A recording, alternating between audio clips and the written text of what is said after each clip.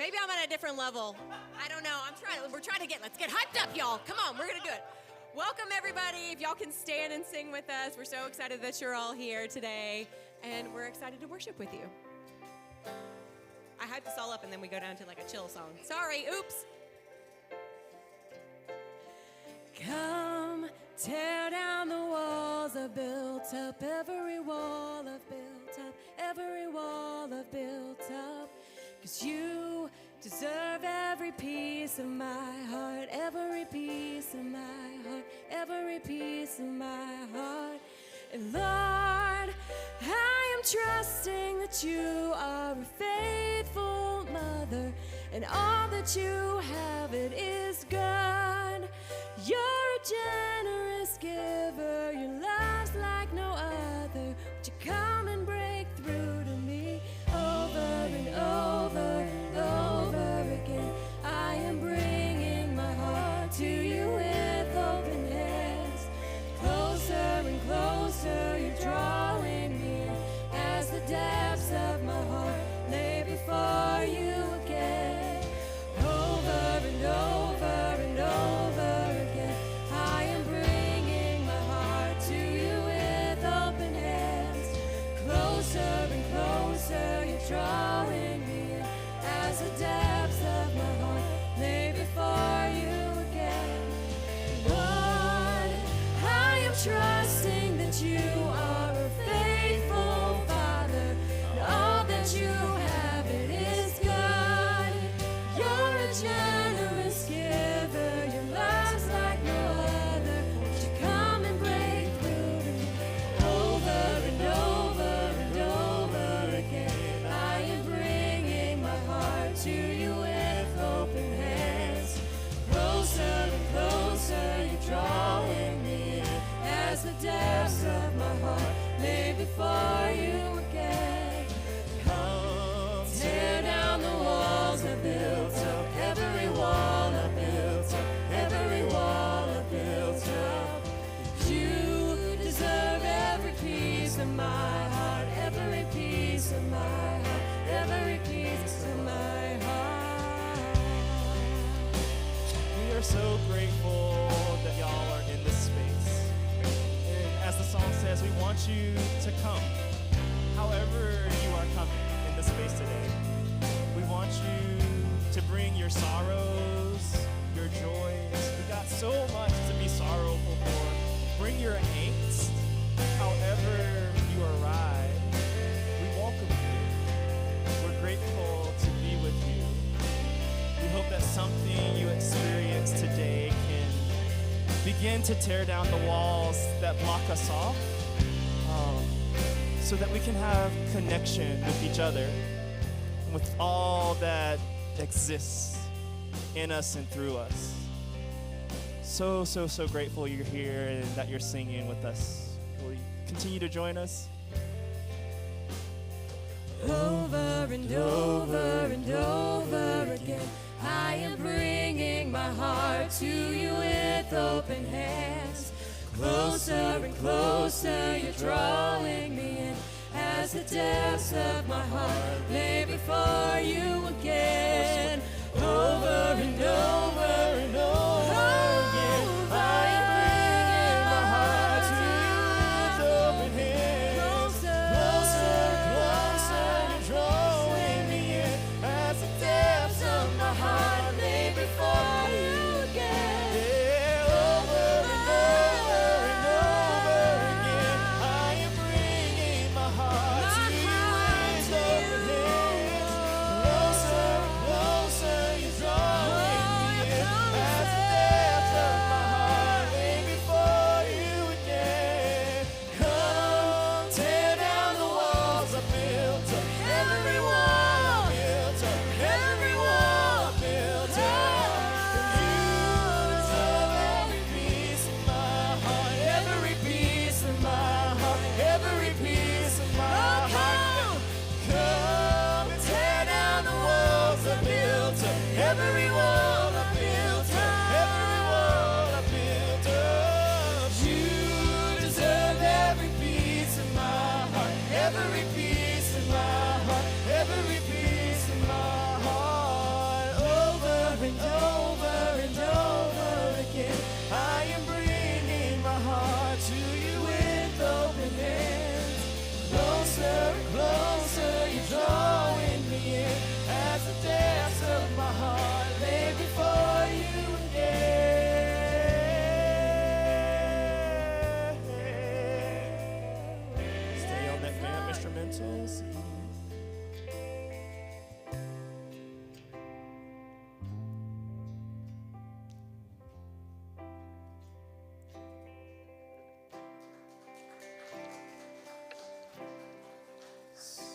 sometimes we sang this song a few weeks ago, and I love how it starts, because I think this is where a lot of us are, with tears on the altar, tears in our bodies. We're in this new series today, Joy to the End of the World, and it sounds contradictory. But again, we believe that it all belongs. The joy, the tears, the contradictions. So this next line says, tears on the altar from all we lost, following you no matter what the cost. And our faith is so much like that. It costs us something. It costs us something to be together, to include those who have historically been excluded. And so this next song talks about how precious that faith that we all carry is.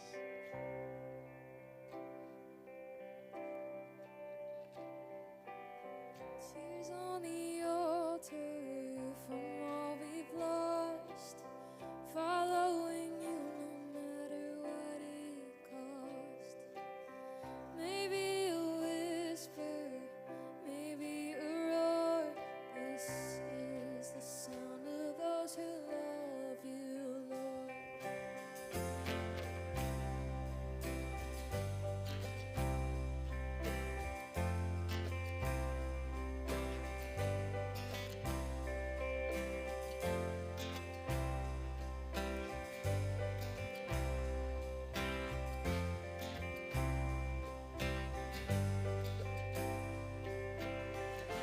We have suffered all kinds of grief, tasted the bitter cup of defeat.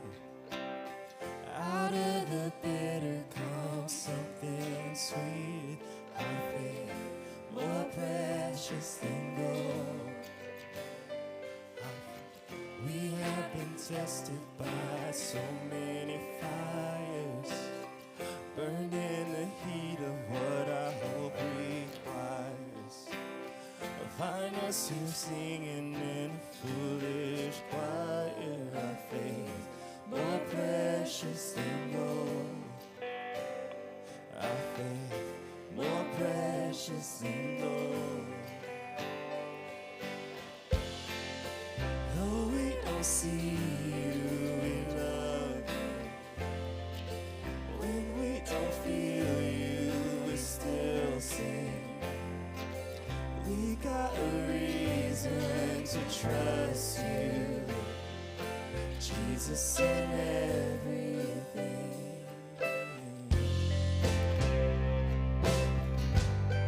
Oh, oh, oh, oh.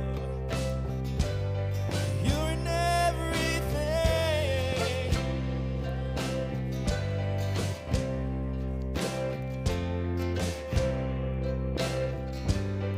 Here's a secret. There is a secret we can only know. Walking through places we don't want to go. 'Cause in the dark we learn the song of hope. Our faith more precious than gold. Yeah, our faith more precious than gold. Though we don't see you, we love you. When we don't feel you, we still sing. We got a reason to trust you, Jesus in everything. Jesus in everything. Tears on the altar from all we lost, following you no matter what it costs. Maybe a whisper, maybe a roar. This is the sound of those who love you,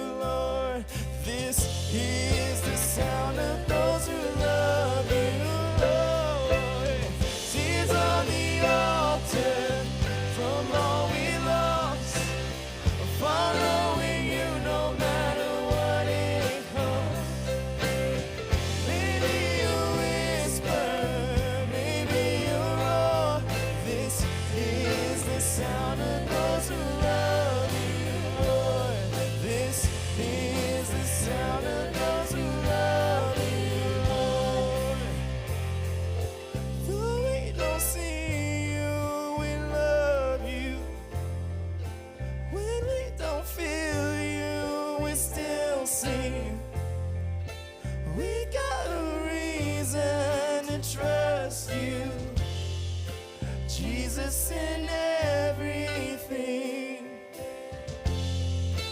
Though we don't see you, we love you. When we don't feel you, we still sing.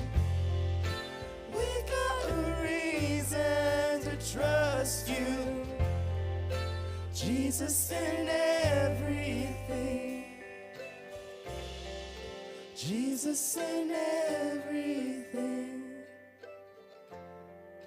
Jesus in everything.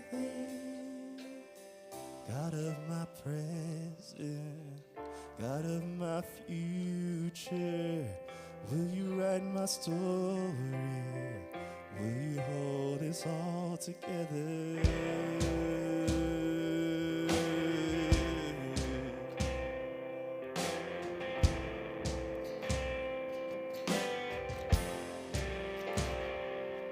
You come at the right time when I least expect it, never behind. So why would I be surprised when you deliver every time? On mountain tops you stay the same, in valleys low, you never change. I believe that I will see the goodness of the Lord. I'm confident as seasons change, your faithfulness remains. Oh, oh, at the right timing to prepare a blessing, you make a way. It's more than I can imagine, more than I can fathom or comprehend. On mountain tops, you stay the same. On valleys low, you never change. I believe that I will see the goodness of the Lord. I'm confident As seasons change, your faithfulness remains. Oh, oh,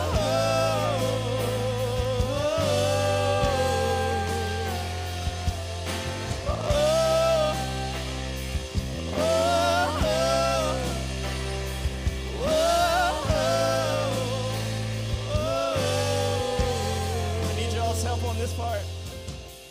God of my present, God of my future, you write my story, you hold it all together.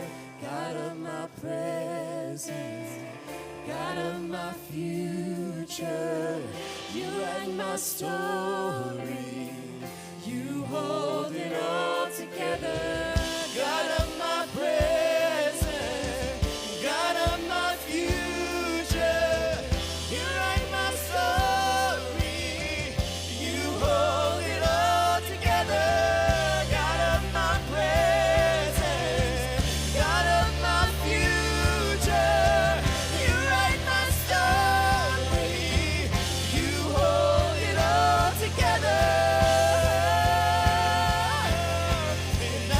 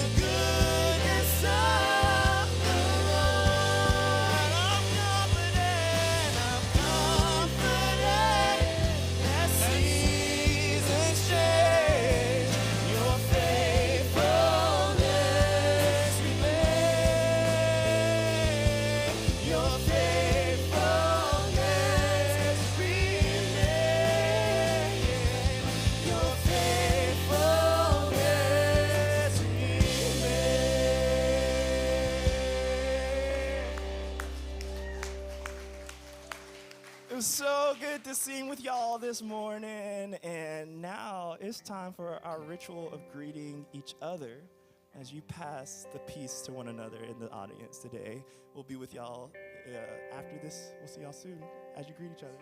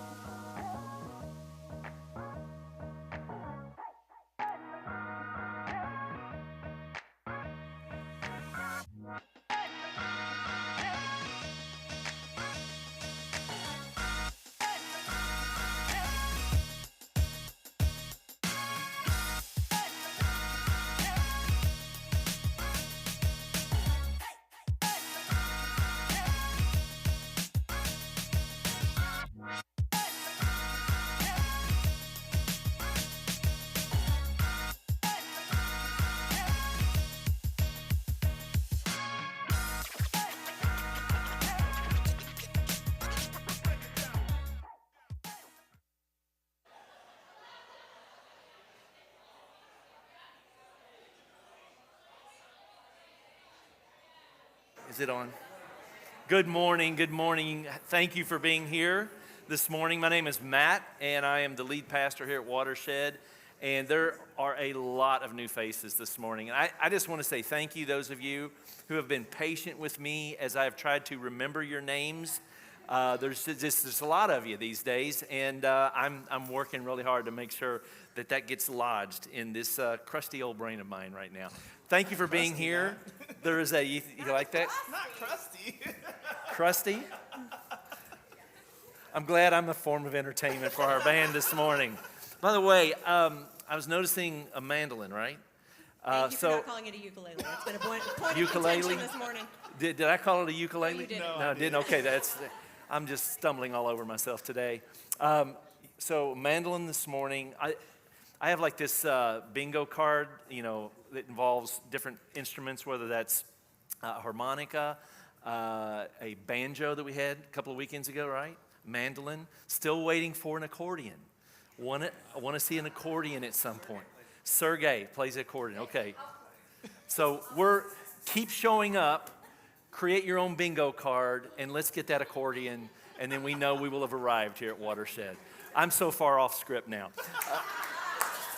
So if you're new, there is something called a connection card. It's a virtual connection card. Every QR code that you see in this building takes you to the same place. It's a landing page on our website, and there's different things you can access on the landing page. One of those is a virtual connection card. It's really helpful if you fill one of those out. It gives us an idea of when you started attending, maybe some of the things you're curious about, opportunities for you to get involved that we can kind of help grease the wheels to help you get, kind of jump into whatever it is you're interested in. So would invite you to fill one of those out this morning, or when you feel like that's something you're ready to do. If you're brand new and you've been coming for a while, every second Sunday of the month, we take about, 30 to 45 minutes post our gathering, and we create space for people who are new to get to know some of our staff, maybe hear a little bit about who we are, just enough to kind of wet your whistle, so to speak. And then that happens in the first room to your left. As you go down the hall, there's childcare, there's some light snacks. It's a lot of fun. Our staff, most of our staff are almost always there. Sometimes we're dividing and conquering, which is what you're going to actually see a little bit of this morning. If you are a young adult, kind of in the 20, 30 somethings, there's a luncheon that's happening at Calle Soul, right? Good job, Gringo. I've been pronouncing it incorrectly for months, and not one person corrected me. And I am really upset about that. It is Kaye Sol. You saw me drowning. You said nothing. Thank you. I am so alone in this role, you all. Where was I? Young adults. Kaye Sol. There's a parent volunteer gathering. All right, so if you're a parent or you volunteer in Greenhouse, immediately following this morning downstairs, I'm going to spend time with our families and some of our volunteers talking about some next level things that we want to do here at Watershed involving our family and our kids. If you're brand new and you want to come hang out, we'd love to have you. If this morning doesn't work out, I would tell you to follow the QR code, but I'm not going to misrepresent. That code, I think, is broke. It doesn't lead to where it needs to go. So, but the next one is next Sunday, right afterwards, and there's a virtual version on the 20th. And if you want to register for those things, you can actually do so on the app. And I know this is getting super confusing, super fast, so just bear with me. If you go on our app, in the events tab, you can actually register. If that doesn't work for you, just email us at info@watershed.charlotte.com and say, hey, I want to register for that parent thing, and we'll send you the link to do so. But it's a really important meeting. And if you're a parent that received an email from me and you have ignored me, I see you. Would love to have you fill that out and join us over the next few times. And then Preface is an experience where you kind of get to hear the story of who Watershed is. It's designed for people who are brand new. If you're like, all right, I want to kick the tires just a little bit more. Second Sunday was good. The gathering space is good, but I really want to understand kind of the nuts and the bolts of who this community is and really how we became who we are, because most of you sitting in this space would have turned away from us 15 years ago. We've become something completely different in so many ways, and there's a real powerful story behind why that happened. And so the preface is the invitation for you to take where you are right now, kind of how you're showing up, and what does that mean to integrate with where we are and where we are headed. It's a lot of fun. It's something I've been doing for years now. If you're brand new, I'd love to include you. It starts Wednesday night, and it's the next 4 Wednesdays over 5 weeks. I think we take a break in the middle there. It's real easy to register. And then we continue to express gratitude and acknowledge that those of you who have said yes to Watershed through your financial resources, this thing is fueled because you find it important enough for some portion of your paycheck every week or annually at some level. You say, hey, I want to be a part of this. I want to take financial responsibility for what's happening here because I believe so deeply in it. Hopefully it's changing your life. It's certainly changing other people's lives, and it's even animating beyond Watershed. And so I got a story I want to tell about that real quick, but here's some of the reasons why when you give, these are some of the, boxes that get checked and how your resources are used. And if you follow the QR code, there's a giving tab, and we unashamedly ask people to be a part of this financially. It's such an important work that's happening here, especially in the world where we live, that you're going to hear more about from David in just a second. But I asked permission to slightly embarrass someone this morning. Bobby Joe, where are you? Please stand up. Where's Bobby Joe? Bobby Joe Meehan. Wait a minute. This story's so freaking good.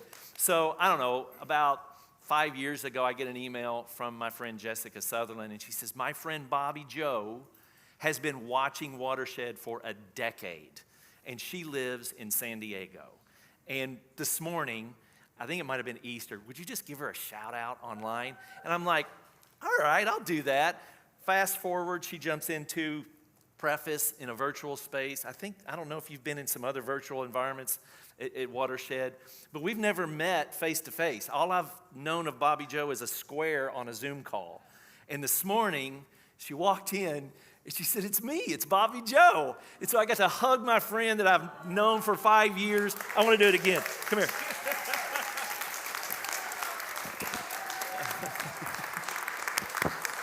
Thank you.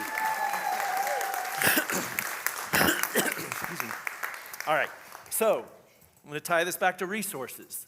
Because this community exists, and something like this does not exist in San Diego or Michigan, where she's going to eventually move after she retires, your resources allow this to be blasted into parts of the world and parts of the United States. And what we talk about here, the things that we dream of and the work that we do matters to the world. It matters in places like San Diego, Florida, Tennessee, Guatemala, India. These small little pieces of, goodness and joy, of kinship, growth, and change. We use that language here more and more. And so, thank you. Thank you so much when you give. Have a great day. Amen. So, show of hands, who has been struggling to find joy this week? Maybe take a look around see those hands up. I want you to see one that you're not alone. I want to acknowledge that our current leader dismissively and glibly talked about eliminating a whole group of people. We don't take that lightly. And so the next song we're actually going to sing is about joy. And most of us are familiar with hearing it during Christmas. But it's Joy to the World. And Joy to the World actually wasn't originally a Christmas song. It was originally inspired by a psalm in Psalms. And with this series that we're in about joy to the end of the world, this meets me at this liminal space. Last week we celebrated Easter, but if I was there, I would be like, Jesus goes up to heaven, and then, what next? And that's where the apostles and the disciples found themselves, in this sort of liminal, what's next space. Kind of, okay, Jesus isn't dead, but we're alone, and I feel like we're in another sort of liminal space as we're experiencing endings and transitions and difficult moments, and at war with ourselves internally and with our neighbors across the world. And so we're doing this song to remind us that even in transition, that God isn't missing. God is still present with us, and there's a joy in that, even in the lament, even as we think about what it might feel like to feel the presence of God, of Christ, that cosmic Christ sort of return. So I hope for just a moment this week you can let loose, let yourself surrender to a little bit of joy, because we have to navigate so much hardship and all the other moments. Let's go.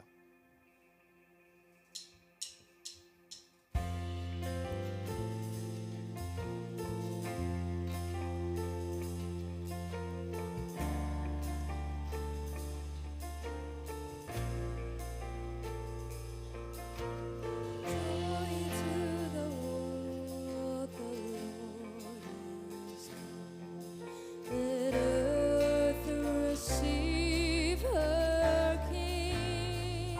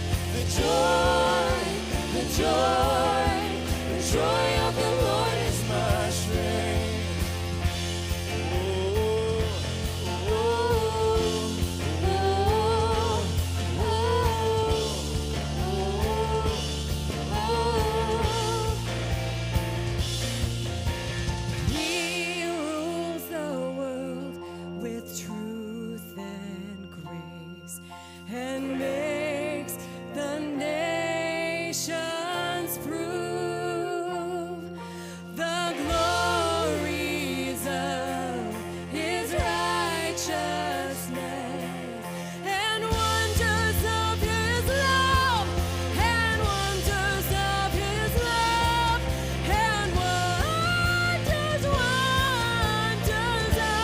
his love.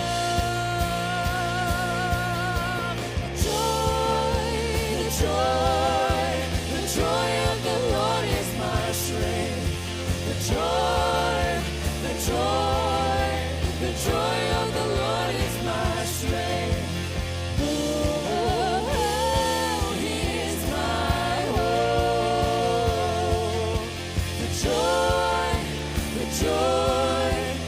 joy of the Lord is my strength.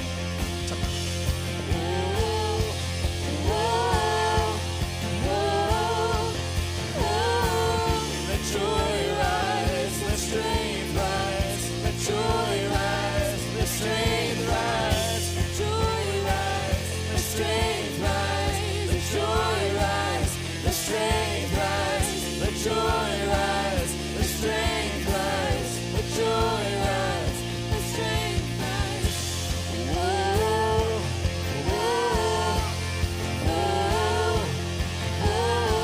More than a feeling burning in my soul. I got this joy and it won't let me go.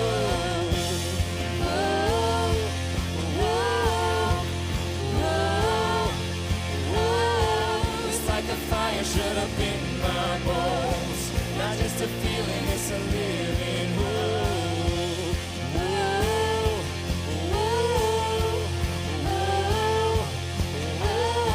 More than a feeling burning in my soul. I got this joy and it won't let me go.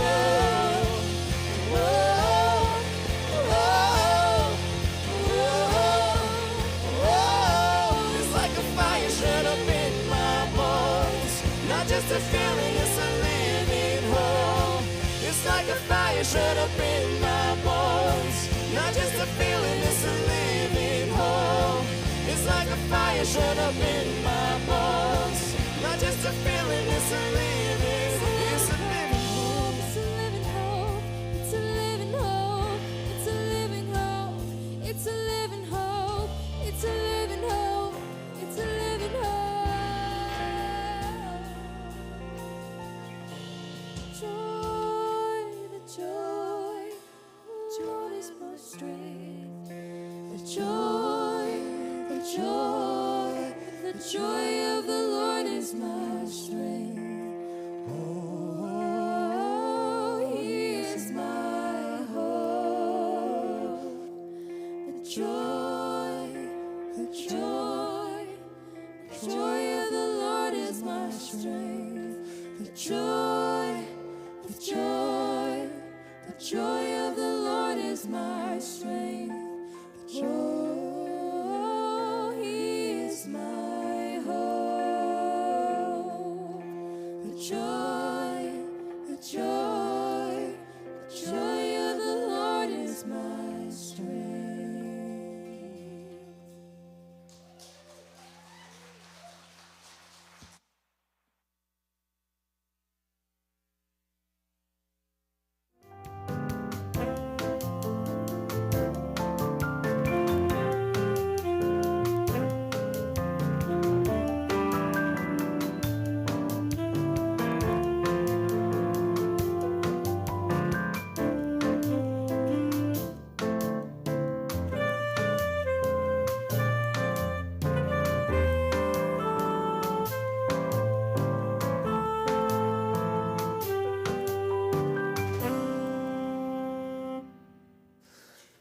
As long as at least a few of you are chuckling during that, I know that we haven't hit too close to home. Full disclosure, we decided to do this series well over a month ago, so. Well, my name is David. Good morning. One of the pastors here at Watershed. This is a brand new series we're kicking off, Joy to the End of the World. And I want to start with a story. Like probably most of you in the room who were old enough to remember when 9/11 happened. I remember the details of that day rather clearly, rather viscerally. But one thing more than anything stands out. And before I say what that is, I need to give you a little bit of context. I was in 9th grade at the time, freshman in high school. I went to the prestigious, well-known globally school, Christian Heritage High School in Riverdale, Utah. No, you've never heard of it. It doesn't even exist anymore. Basically, I went to Christian Nationalist Boot Camp. Yeah, Christian Heritage, our mascot, quite enthusiastically, unironically, without a hint of self-awareness, was the Crusader. Yeah. And so, seared into my memory on 9/11 was my history/Bible teacher, which is an inspired combo for a Christian nationalist boot camp of a high school. Robert Leake. He was one of 2 history teachers. The other one was Mark Sprinkle. Not making that. I liked Mark better. But no, Bob Leake was walking around. Everyone's, feeling, kind of shell-shocked by what's happening. And this guy's excited. He's excited. And I remember so clearly, I didn't have like the language or the categories at the time to sort of make sense of this, but the reasons for his excitement stuck with me, and it was twofold. One, and perhaps most problematically, he was, and these are his words, not mine, he was excited because the full arsenal of the United States military was now going to be turned onto the Middle East. Yeah. Cool guy, Bob Leake. But no, the second reason in his mind, in his eschatology, and if you're not familiar with this term, it's the kind of theological academic term about doctrines of the last things or doctrines of the end times.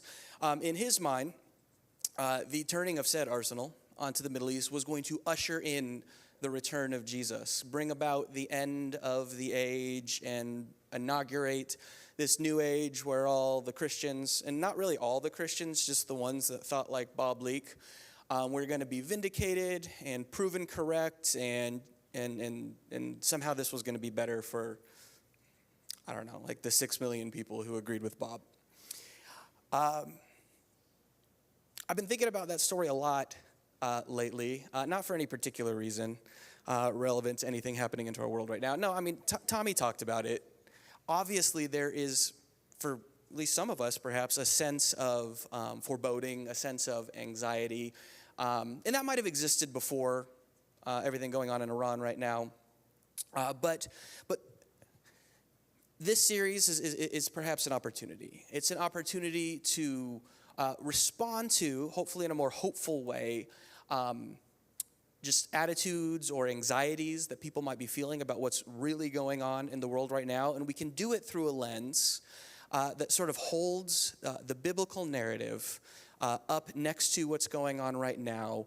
And there are certain parallels, okay? Because in the context of Jesus' own time, in the context of the biblical narrative, there were also expectations about how things were going to go in the immediate future, in the near future, that was going to bring about a kind of end of history. It was going to be, in linear or chronological terms, something was going to happen that was going to create a sharp break between what was and has been, what is, and what's to come. And Jesus shows up on the scene sort of amidst all sorts of assumption and expectation on the part of his people about what that's going to look like. And in many ways, they were shown to be incorrect. And then what emerged instead, I would argue, was maybe something much better, but was certainly not what any of them expected. So there's a certain parallel between what was going on in Jesus' time and the ways that many Christians sort of explore, navigate, speculate, or in the case of Bob Leake, celebrate, the turmoil and the chaos that many people are experiencing here and now. For what it's worth, Bob and I are no longer in any sort of relationship or formal correspondence. He broke fellowship with me, once again, his words, not mine, on Facebook a number of years ago. I don't remember why. Suffice to say, he is so disappointed in me. And he's disappointed in you as well. There's a series of passages in the Gospels that kind of parallel each other that was handed to me, at least, growing up in my evangelical, Christian nationalist boot camp context, that ostensibly were meant to sort of point to these sort of signs of the times that would indicate the imminent return of Jesus. I chose the Matthew passage. Similar parallel passages are in Mark 13 and Luke 21. Crucially, not in John. I might circle back to that if I think of it in a few minutes. But I'll read this for you. Many of you maybe heard this as well growing up. This is Jesus talking. He says, "And you will hear of wars and rumors of wars. See that you are not alarmed, for this must take place. But the end is not yet. For nation will rise against nation, kingdom against kingdom, and there will be famines and earthquakes in various places. All of this is but the beginnings of the birth pangs." So, what's going on here? As you'd see if you looked at the parallel passages in Mark and Luke, the immediate context, at least in those Gospels, is Jesus is talking about the destruction of the temple. Now, I don't have space necessarily to get into all of this this morning, much as I would like to. That would be fun for me. But basically, what Matthew, Mark, and Luke are doing, all three of them in their own ways, is they are trying to make sense of this cataclysmic thing that happened to the Jewish people, the people of Israel, in 70 AD, which is there was a rebellion, an attempted rebellion against the Roman Empire. Not the first time this had happened in the relationship between the people in the region that we now know as Palestine and the Roman Empire. And the Romans were kind of sick of it at this point, and so they came in and they just wiped the whole thing out. They sacked Jerusalem, they destroyed the temple. And so by the time, certainly Luke and Matthew, but probably Mark as well, Mark was probably written around sort of either in the lead up or amidst or in the immediate aftermath of this happening in 70 AD in the first century. And then Luke and Matthew, who probably both used the text of Mark as sources, were writing later, decades later, maybe 30 to 50 years later. And in all of these contexts, what these communities, because these were really oral traditions that emerged out of communities that were then written down later, despite the fact that we attach a name to them. We don't really know who wrote any of these. But all of them, in their own way, they're trying to make sense of the community's experience of Jesus, both those who might still be around who actually spent time with Jesus on earth, but then those who had sort of experienced or encountered Jesus, or at least the people of Jesus, through these communities that emerged in his name afterwards. They're trying to make sense of this hope that they've been handed in the context of what is really not hopeful circumstances at all, under the boot of oppression, under the boot of empire. Experiencing persecution. In the context of Jerusalem getting destroyed, it wasn't so much Christians being persecuted, but the Jewish residents of Jerusalem, which, of course, Christianity, probably around the time these were written, was not seen as separate from Judaism. So that's a little bit of historical context. To go a little bit further then, I want to give a little bit of context for how the diversity and plurality of Jewish belief, when it came to sort of the end of history, the end times, so to speak, would have been kind of understood at that time. And of course, what became Christianity, again, wasn't really called that at this point in the immediate aftermath of Jesus' ministry, would have participated in this, all right? And so what they were expecting at this time, around the time Jesus was around, was that imminently, soon, within their lifetimes, the hope was at least that God was going to appear, all right? Now, there was a plurality or a diversity of expectations as to what that was going to look like exactly.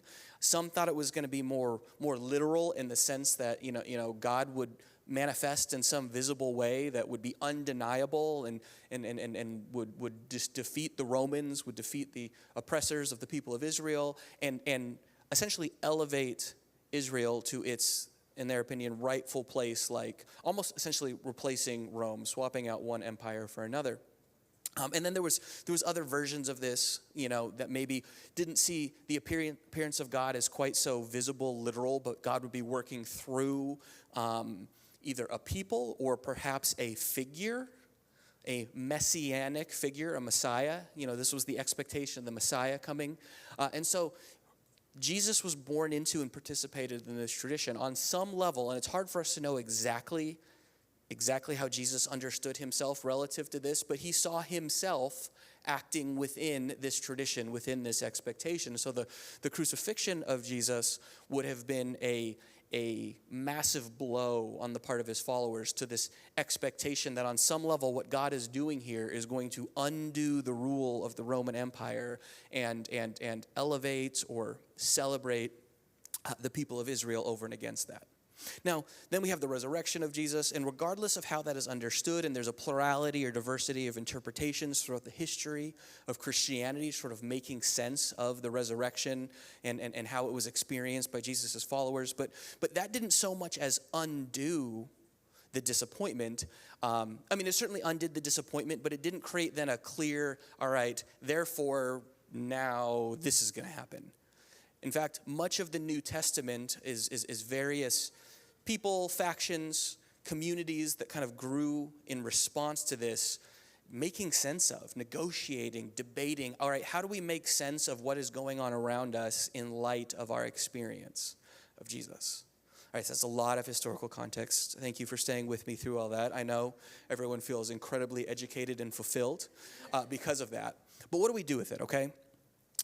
The band already alluded to this a moment ago, but so in the immediate aftermath, we have a resurrected Jesus, however that is understood. And again, there's a plurality of sort of, imagine almost like a Venn diagram with a little bit of overlap and then a lot of diversity across the gospel accounts. But at least following what Luke gives us, we pick things up. Jesus is back. I've told this story a lot of times. You've probably heard it from me or others in your life, but Jesus is with his followers, and they're still not entirely getting it. They're like, okay, now that you're back, now is the time that you're going to come into your kingdom, which, again, like I just said a moment ago, that means Jesus is going to come and conquer the Romans, which maybe seemed more plausible to them because he had these cool resurrection powers now, could teleport and stuff like that, at least according to certain versions of the story. And Jesus gets exasperated with them. He's like, you still don't get it. And he decides to remove what had proven to be an obstacle to their understanding, which was himself. So they're essentially objectifying Jesus. They're making him an object to their political ends. So he pieces out. Goes back to, in their understanding, he would have gone back above the firmament, which our Artemis friends got to experience a few days ago. Anyway, so he's gone, and as Luke tells it, or whoever wrote Luke, maybe it was someone named Luke, we don't know. They were staring up. These angels are like, "What are you doing? This is exactly what he told you was going to happen." And, but they're kind of freaked out. So they end up, fast forward, they end up in some gathering place together. They're worried that the Romans are going to come after them now. They're not necessarily getting along with some of their fellow Jewish folk. And that is the context for what we now, or what we in the Christian tradition know as Pentecost. It was actually already a Jewish holiday called Pentecost. It means something different in the Christian tradition now. It's always important not to create Jewish erasure when we're talking about the origins of Christianity, so just naming that. But this is where we pick up this passage, all right? It says, when the day of Pentecost had come, so remember, it's already a holiday, they were all together in one place. And suddenly from heaven there came a sound like the rush of a violent wind, and it filled the entire house where they were sitting. Divided tongues as of fire appeared among them, and a tongue rested on each of them. All of them were filled with the Holy Spirit and began to speak other languages as the Spirit gave them ability. Now there were devout Jews from every people under heaven living in Jerusalem, and at this sound the crowd gathered and was bewildered, because each one heard them speaking in the native language of each. Believe it or not, for those of you who have long memories from 4 weeks ago. I actually just talked about this passage last time I was on stage, which is very intentional. I see this sequence, kind of this resurrection into the ascension of Christ, into this Pentecost moment. This, for me, is like the canon within the canon when it comes to the Bible. If you don't know what the word canon means, I'm not talking about like artillery. I'm talking about, sort of what gets to be considered authoritative or formally included in the text of Scripture, in the text of the Bible. We have the Hebrew Bible, which many of us call the Old Testament, and then we have the New Testament. And then there's these other books, sometimes they're referred to as apocryphal books. They're books that were written sort of in the 400-year period between the end of the canonical Hebrew Bible and the New Testament. Many Bibles and many Christian traditions do include these books. My fundamentalist one did not. But so that's kind of the context, and then of what canon is, and then, but for me, this sequence of resurrection to ascension to Pentecost is like, it's where the bread is buttered. It's where I don't know. Matt could give me some Kentucky cliches about processes, but because for me, this sort of captures the heart of what we think of as the gospel or good news. There's this sense in which expectation, hope, what we think is going to happen, the way that we have the imagination and the vision of how things are going to play out is shattered.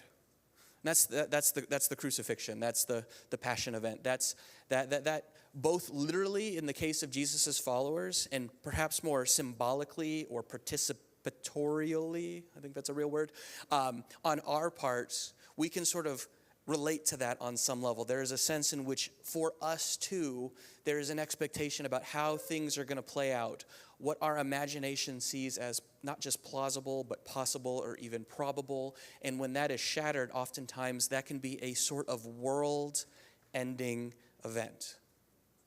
And that's really key language here, because I think we play sometimes a little bit fast and loose with the way that we understand this notion of the end of the world or things ending or the end times. Oftentimes, at least when we're theologizing about it, when we're talking about it in terms of Jesus or the Bible or God or things like that, we're focused on this idea of linear history.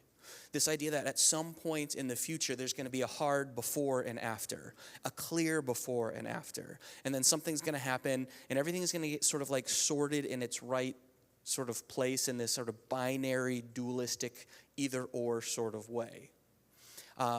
There's a version of that, like I alluded to earlier, that the people in Jesus' time were expecting. And even though there was a diversity and a plurality of beliefs around exactly how that was going to play out, there was still some sense of kind of this linear either-or, before-after. And again, as I alluded to earlier, we do the same. I mean, for those of you who maybe didn't grow up in a similar context to me, just to give you like a little bit of context for what at least I was handed, and I suspect many of you were handed, is this idea that at some point in the future, and if this wasn't obvious or if you didn't know this, pretty much every generation of Christ follower or Christian for the last 2,000 years across various different versions or traditions of Christianity has assumed that if their tradition assumed that Jesus was going to return in some sort of recognizable fashion, everyone just assumed it was going to happen in their lifetime. And so for most of Christian history, everyone's been wrong. Either that Jesus has not come back yet, or that we completely misunderstood, or their tradition misunderstood what that was even supposed to mean, okay? And so, so the tradition that I was part of, the tradition of Bob Leake, was expecting kind of a particular shape to that. If you are familiar with the Left Behind series of Kirk Cameron fame, this guy named Nikolai Carpathia, made up for the story, but, kind of a stand-in for, some sort of like evil James Bond villain dictator type that we could discriminate against. He was going to be this figure called the Antichrist, and he was going to come in, and it was going to kind of bring about all these things, and it was going to involve this thing called the rapture, where, those of us who agreed with Bob were going to get teleported up into heaven and kind of get to avoid all of this trial and tribulation. Things like that. Is anyone at least loosely familiar with this tradition? Yeah. Okay. Again, We might have more time later in the series to really kind of get into the nuts and bolts of it. If it is at all helpful, if you only hear one thing from me today, hear this. And I say this with great, well-studied authority. All of that's bullshit. All right? Like, it's not in the Bible. The passages that were understood to mean that in the Bible were wildly misunderstood. I want to, perhaps with good intention, okay? I don't want to assign ill will or bad motives to every person who has misrepresented, mistranslated, misinterpreted, or misunderstood ancient texts that have been translated and transliterated across multiple languages. It's hard stuff. But yeah, none of that's there, all right? So what's a better way to understand this? Is kind of sort of the question that I find myself needing to ask as I see how much time I have left on the countdown timer. Many of you know my friend Shay Watts. He speaks here sometimes. He's part of the band sometimes. Good guy, smart guy. I'm jealous of, like, he's got this cool combo of, like, knowing a lot and also being musically gifted. Whatever. But I happen to, this is a weird sentence I'm about to say, I happened to pick up his published dissertation a few weeks ago and started reading it, mostly because I wanted an excuse to go out to coffee or beer with, grab a drink with Shay and kind of just pick his brain about things. And I'm a pathologically non-intrusive person, so I need to have some sort of, like, pretext to be in relationship with people, which is it's a me problem. But so I thought, how do I make this easy for myself? I know, I'll read his doctoral dissertation, and then I'll text him and say, I want to ask you questions about your work. It's going great so far. We're getting together in about 2 weeks or so if I can get done with it. It's not even that long, but it's dense. It's really good. Anyway, where am I going with this? Shay, as part of the dissertation, which I want to say I recommend that you read. I actually don't even know how readily available it is, but you can just Google Shay Watts, see what comes up. But as part of it, he explores this passage. And I thought his words about it were better than any words I could come up with, so I wanted to just borrow from him and then riff on this for a little bit. So again, he's talking about this Acts passage that we just read a moment ago, where the Holy Spirit kind of comes in and interrupts. That's a key word here, interrupts the experience of the community in the aftermath of Jesus. Shay says this miracle, so he's talking about the arrival of the Holy Spirit. This miracle is not about unity as uniformity, such that it compresses and universalizes one language or sameness. I warned you this was a doctoral dissertation, so it's worded well. What is he talking about here? So the first thing to notice is that as people began to hear the message of the followers of Jesus in these different tongues, it's really crucial to notice a distinction that was made. It's not, I want to be clear, it's not that they were all able to suddenly speak the same language, all right? It's not that they were all able to suddenly speak the same language. Rather, they were able to hear and understand each other in their own languages. That's not nothing. That might seem like a semantical, whatever, David, that's a weird detail to focus in on. It wasn't just me. Shay also focused on it. He has a PhD. What's going on here is crucial, what's being communicated, what's being represented. It's the diversity, the plurality of the new community that was emerging in the aftermath of this apocalyptic world-ending event maintained its diversity and plurality amidst a kind of unity that was being created. So rather than one kind of way of being in the world that everyone needed to conform to in some sort of colonizing or imperialistic way, there was a mutuality, a collectivity that was being fostered that in no way compromised the existing diversity and plurality of the community. That's radical relative to the way that we normally think about this in Christian contexts, much less U.S. Christian contexts. Let's go on. What else does Shay have to say? I'm sure it's excellent. We could deduce from the story that the sound of the violent rushing wind is meant to radically reorient their social world, forging new relationships through the unique expressions and intimate sounds of one's native language. that's kind of just building on the point that Shay and I were tag teaming a moment ago. But it goes back to what I was talking about earlier. There are other ways of understanding this idea of the end of the world and the beginning of a new world.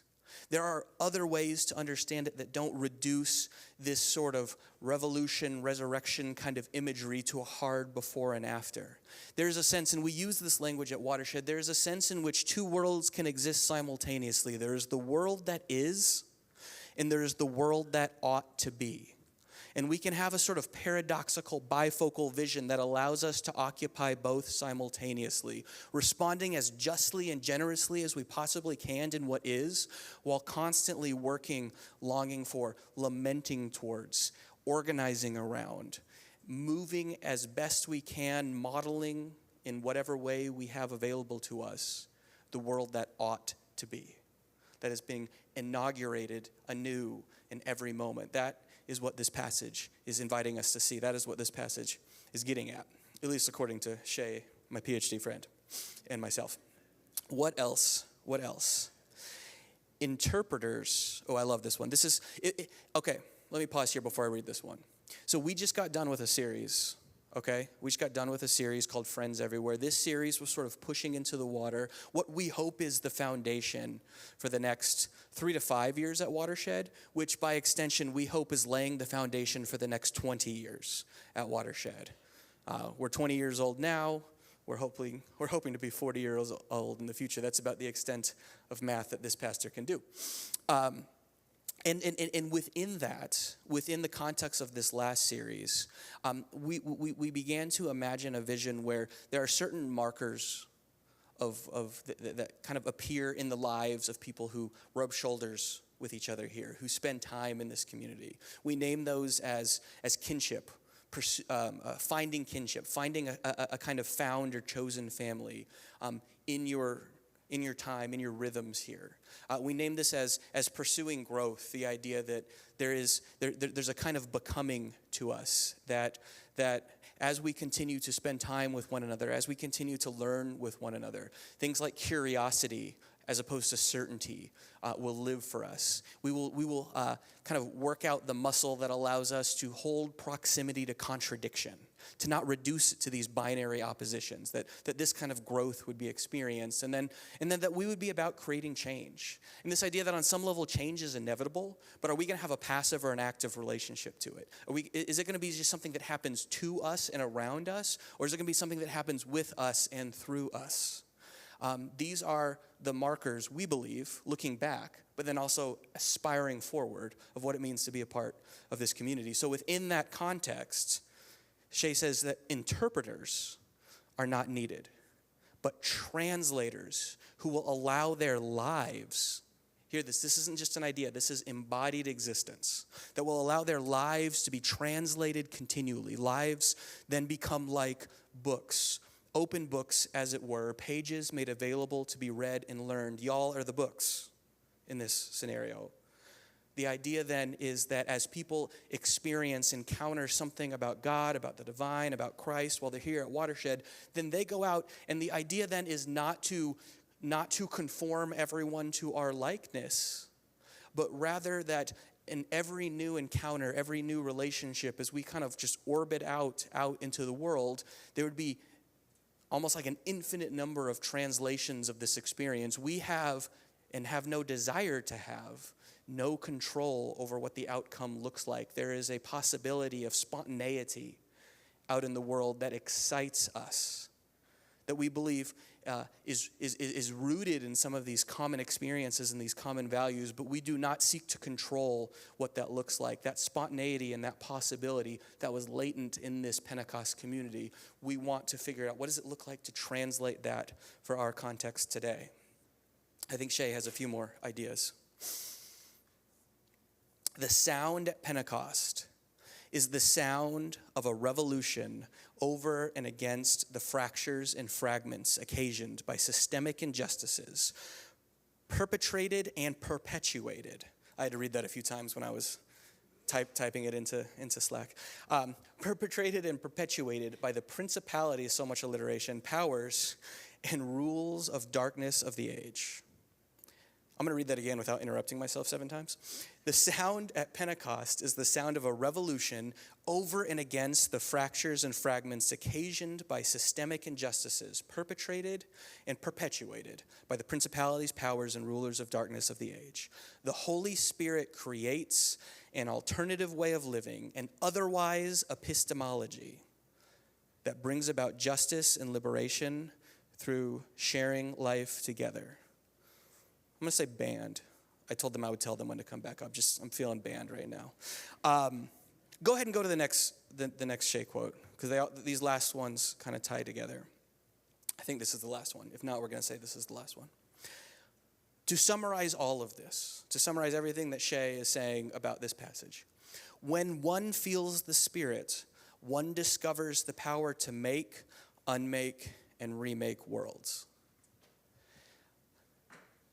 These are first words, not last words, which is something we say here often at Watershed. But if we're trying to answer the question, well, first off, how are we to understand, how are we to experience just the world around us right now? What does it look like to find hope? What does it look like to find joy in the midst of what is for many people anxiety-inducing at best circumstances? A few ideas to kind of land the plane for us this morning. The first is we need to, and I kind of alluded to this earlier, the first is to understand that this resurrection life that we're trying to translate from this ancient biblical context to our own context, this again is not something that we should think of as happening to us or in us, at least exclusively, at some future point, at some time in the linear chronological future, and we're just sort of passively, kind of writing out life between now and then. No, resurrection, however we grow to understand it, however we come to understand it, is something that happens with us and through us. There's a participatory element to this way of being in the world that inaugurates a new way of being in the world. This participatory element invites us on some level, both individually and collectively, to serve as repetitions of the incarnation of Christ. So what I mean by that is, if on some level God speaks and Jesus is what that sounds like, then through the Spirit we serve as a repetition of that thing, mirroring back to God what God spoke into existence through Jesus. That is a participatory, inclusive, and at times spontaneously unpredictable act of possibility that we get to be a part of. And so when we are here together in a place like Watershed, then we are sort of practicing together. And practice is the key word here. It requires a certain consistency and a certain level of failure, a kind of negation where we are learning, and it requires learning. We are learning to unlive the status quo of the world that is, and beginning to practice into existence the possibility of the world that ought to be. It requires us to be here together. And it creates a tension that we wrestle with in a church like Watershed. I'm sure there's other more kind of whatever we are leaning churches in the world and in the country that wrestle with this same thing. But there's this tension between having some known sense that many of you are walking in here with scars. Scars about previous church experiences, scars and baggage and hurts and anxieties related not just maybe to your spiritual life, but to life as such. And so there's this desired sensitivity that we have to be warm and to be welcoming and to be safe and to not necessarily tread ungently onto that pain. And yet at the same time, this desire to communicate in the most non-coercive way we possibly can, that it matters that you're here. And that it matters that you take part of that and in this together, and that on some level, in some sort of hopefully non-consumeristic thing, something is being offered in your participation here that will make your life, if not better, richer, more meaningfully connected, not just to each other, but to God and God's self. But it requires a kind of death. It requires a kind of sacrifice. It requires a kind of negation. And forgive me if I sound a little Baptist pastor in this. I don't do that often. But this sense in which every negation of what is is an invitation to a kind of new creation, a new creation of what could be and what ought to be.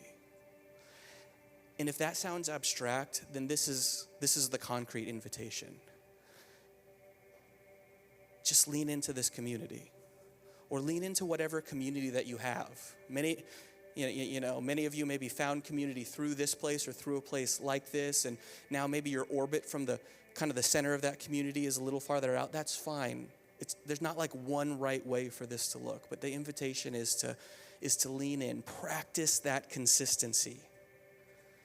And if you do that, my strong suspicion, I'm not going to make a promise, but my strong suspicion is that you will find kinship, you'll experience a kind of growth, and you will move from a passive to an active posture when it comes to creating change.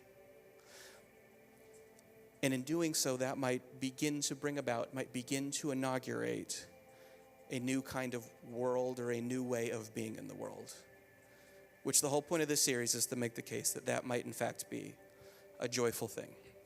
So I invite you to join us for the next 5 or 6 weeks as we explore this together. Thank you for being here. I went well over my time, so I apologize for that. I'm going to turn you back over to the band. I hope that we either see you in a greenhouse training, a parent and caregiver meeting, or second Sunday following the service. If not, or the young adult lunch at Kaye Seoul. Thanks, Matt. Thanks for being here. God bless. Take care.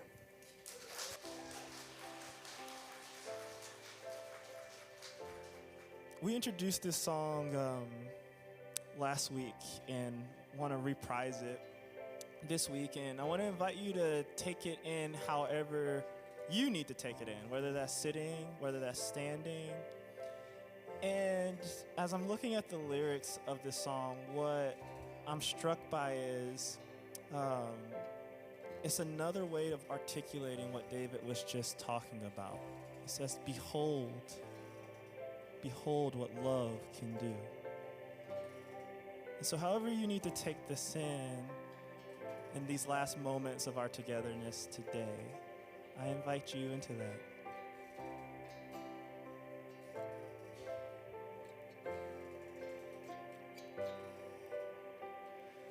The empty fill, the wounded heal, the broken back together, the poor are blessed, the weary rest. We will dance forever.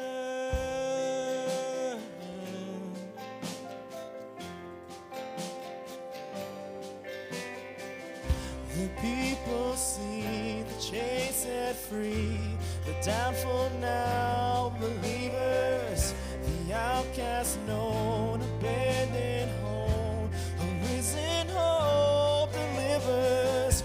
Behold, behold, behold what love can do.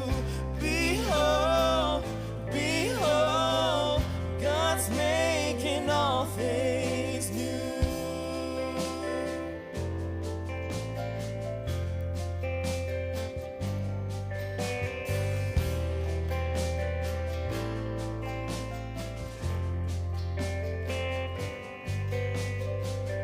The lost return, the voiceless heard, the mourner now rejoicing.